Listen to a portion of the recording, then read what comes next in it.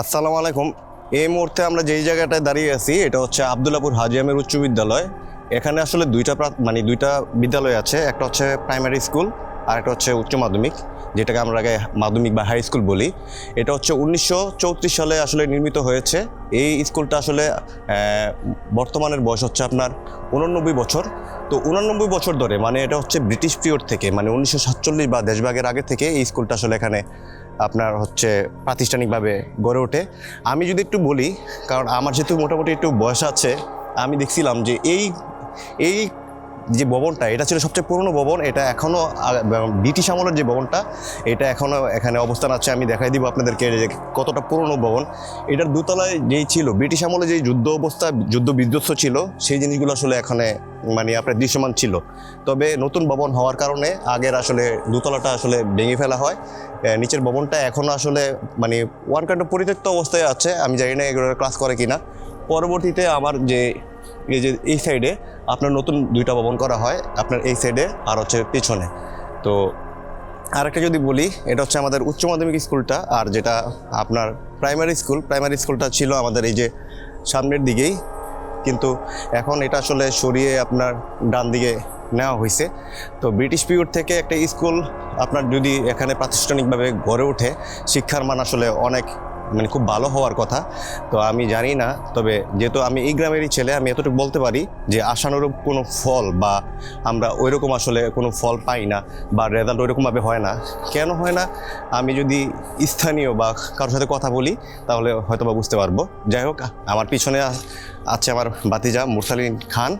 তো আচ্ছা, এটা হচ্ছে আমাদের প্রাইমারি স্কুলটা আসলে এই জায়গায় ছিল। এই জায়গার মধ্যে এখনও রড বা অন্যান্য জিনিসগুলো আসলে দৃশ্যমান আছে। আর হ্যাঁ, আর নতুন ভবনটা যেটা, এটা আপনাদেরকে দেখাচ্ছি যে নতুন ভবন যেটা, এটা হচ্ছে আপনার এই সাইডে।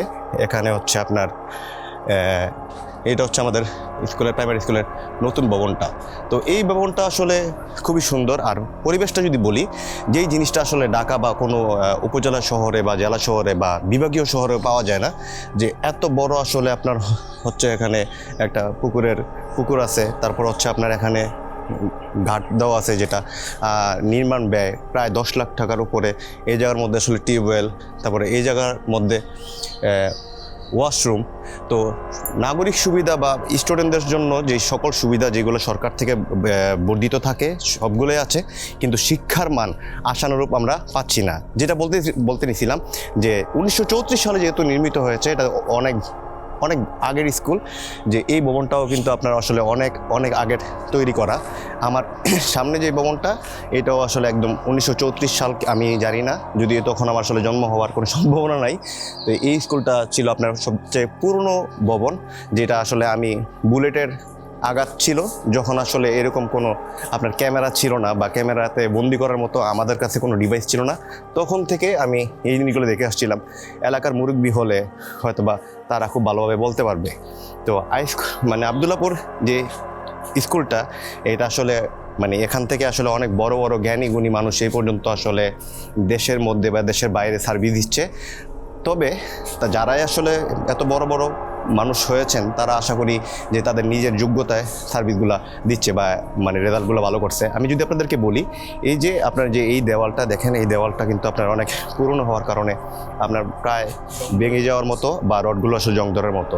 আর আপনাদেরকে যদি দেখাই, এই চুলগুলো নতুন করে আসলে আপনার কাঠ দিয়ে আপনার আটকে দেওয়া হয়েছে। তো ওইরকমভাবে আসলে মানে দৃশ্যমান কোনো পরিবর্তন আমরা দেখি না পড়াশোনার ক্ষেত্রে বা রেজাল্টের ক্ষেত্রে। এখানে মুরসালিন খান আমার সাথে আছে, মুরসালিনকে হয়তো বা জিজ্ঞাসা করতে পারি। বা আচ্ছা বাবা, তুমি তো আসলে গ্রামের মধ্যে মোটামুটি দীর্ঘদিন ধরে মানে এখন বর্তমানে অবস্থান করতেছো, রেজাল্টের এই অবস্থা কেন বা কী কারণে?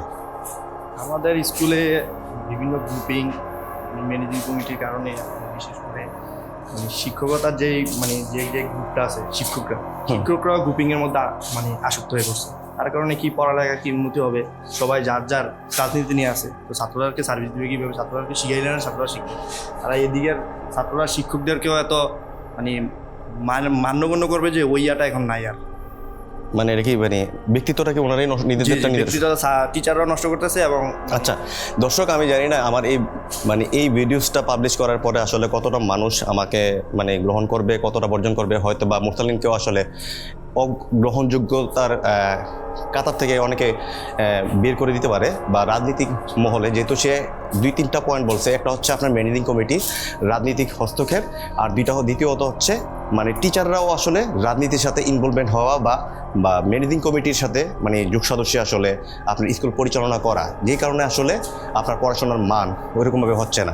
দেখুন বাংলাদেশে বা মানে আপনার 2000 সালের পর থেকে মানে অনেক নতুন নতুন স্কুল কলেজ মানে হয়েছে যেগুলোর আসলে রেজাল্ট খুবই ভালো, কিন্তু আমাদের এই স্কুলটা 1934 সালে স্থাপিত হওয়ার পর থেকে বা এত বড় বা এত পুরনো স্কুল হওয়ার সত্ত্বেও কেন স্কুলের এত মানে পড়াশোনার মান উন্নয়ন হচ্ছে না আমরা জানি না। তবে প্রত্যেকটা স্কুলে বাংলাদেশের মধ্যে আপনার রাজনীতিক একটা হস্তক্ষেপ থাকে, বা স্কুল কলেজ পর্যায়ে যদি আপনার বা স্কুলে প্রাইমারি স্কুল পর্যন্ত যদি রাজনীতিক একটা জিনিস চলে যায় তখন আসলে শিক্ষার মান ওরকমভাবে আশানুরূপ ফল দিতে পারে না। তো যেহেতু শিক্ষকরাও আসলে যদি রাজনীতির সাথে ইনভলভমেন্ট হয়ে যায় তো পড়াশোনার জায়গার মধ্যে আসলে চাটার সম্ভাবনা সবচেয়ে বেশি থাকে, যেই কারণে আসলে পড়াশোনার মান দিন দিন উন্নত হয় না। আর আমি আগে মনে করতাম যে হয়তোবা মফস্বল এরিয়াতে একটা স্কুল হওয়ার কারণে হয়তোবা নাগরিক সুবিধা বা টিচারদেরকে আসলে ওইরকমভাবে টিচিং প্রফেশনের মধ্যে কোনো কি বলে প্রশিক্ষণ বা ওইরকম হয়তোবা পায় না, যেই কারণে এরকমটা হয় না। আমার মনে হয় যে টিচারদেরকে ভালো প্রশিক্ষণ দিতে হবে, ভালো টিচার আসলে রিক্রুটমেন্ট করতে হবে স্কুলের জন্য, তাহলে হয়তোবা ভালো কিছু হবে। আর এই স্কুলটা আসলে অনেক বড়, এখানে আপনার আমার ডান দিকে আসলে মসজিদ আছে একটা, যেটাতে নামাজ পড়তে পারবে, আর ঈদগার মাঠ আছে। আর এখানে সবচেয়ে বড় এই এলাকার মধ্যে এত বড় স্কুলের খেলার মাঠ আমার মনে হয় না কোনো স্কুলের মধ্যে আসলে পাওয়া সম্ভব। মানে এখানে আপনাদেরকে যদি আমি দেখাই যে এই জায়গার মধ্যে যে স্কুলের সাথে আপনার সবচেয়ে বড় খেলার মাঠ আমাদের এই অঞ্চলে, বিভিন্ন অঞ্চল থেকে আসলে আমাদের এই মাঠের মধ্যে খেলাধুলা করতে মানুষ দূর দূরান্ত থেকে আসে। আমরা নিজেরাও বাড়িতে আসার পরে এই স্কুলের মাঠে আসলে আমরা খেলাধুলা করি। আমি যদি দেখাই এইটা হচ্ছে এই স্কুলেরই আমাদের একটা মাঠ। এই মাঠটা আসলে অনেক বড়, তারপরও এটাকে আরও বাদিকে আসলে প্রসারিত করার মানুষ আসলে আশা ব্যক্ত করেছেন। তারপরে হচ্ছে আমাদের এই জায়গার মধ্যে আসলে একটা খেলার মাঠ আছে যেটা ছোট। তো প্রাইমারি স্কুল, হাই স্কুল বা সব কিছুতে এই স্কুলের সুযোগ সুবিধা বিদ্যমান, কিন্তু পড়াশোনাটা আসলে আশানুরূপ আমরা পাচ্ছি না। একটু পরে আসলে আমাদের এই স্কুলের মাঠে একটা খেলা অনুষ্ঠিত হবে, যে হ্যাঁ মানে মানে ঈদের মধ্যে যারা মানে গ্রামে বেড়াইতে আসে শহর থেকে, তো সবাইকে প্রতি বছরই আসলে আমরা একটা এই স্কুল মাঠে আসলে একটা খেলার আয়োজন করি, বা সবাই আমাদের মানে একটা খেলাধুলায় অংশগ্রহণ করে। খেলাধুলায় অংশগ্রহণ বা সব কিছুতেই আসলে আমাদের এলাকার মানুষ এগিয়ে আছে। কিন্তু আমি বলবো যারাই আসলে এলাকার মধ্যে শিক্ষিত সমাজ আছেন, আমরা স্কুলের পড়াশোনা বা ওই জিনিসগুলোকে আসলে মানে প্রথম পর্যায়ে নিয়ে গিয়ে এই জিনিসটা আলোচনা বা সমালোচনা করার মাধ্যমে আপনার একটা ভালো একটা ফল এই স্কুল থেকে আসলে বের করা উচিত, এবং আপনারা রাজনৈতিকভাবে প্রভাবিত না হয়ে আর্থিকভাবে বা সমাজের উন্নয়নের জন্য আপনারা এই কাজগুলো করা উচিত বলে আমি মনে করি। সবাই ভালো থাকবেন। আসসালামু আলাইকুম।